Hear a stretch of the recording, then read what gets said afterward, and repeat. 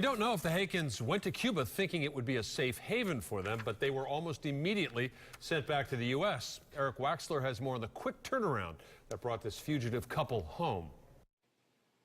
I thought it was a little strange, to be quite honest, that they would go to the extent of leaving the United States to go to Cuba. When University of Tampa Assistant Professor Dennis Ray teaches his students about Cuba, it comes from first-hand knowledge. He was born there, and his father never left. Ray says if the Hakkens were hoping to be welcomed in by the Cuban government, they picked the wrong place. There's an understanding between the two countries, even though they don't get along politically as well as they could.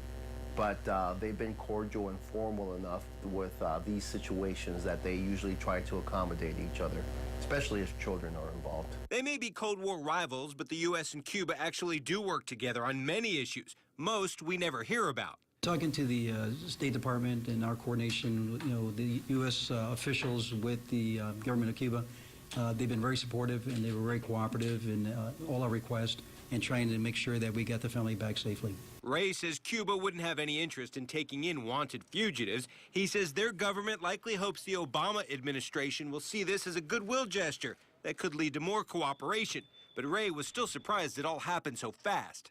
Usually there's some kind of due process involved when you see these type of situations, but Cuba not being a democratic nation, these processes obviously don't take very long. A State Department spokesperson says cooperation between the two sides was, quote, extensive in this case, but shouldn't be seen as a sign of changing political relations to come. In Tampa, Eric Waxler, ABC Action News.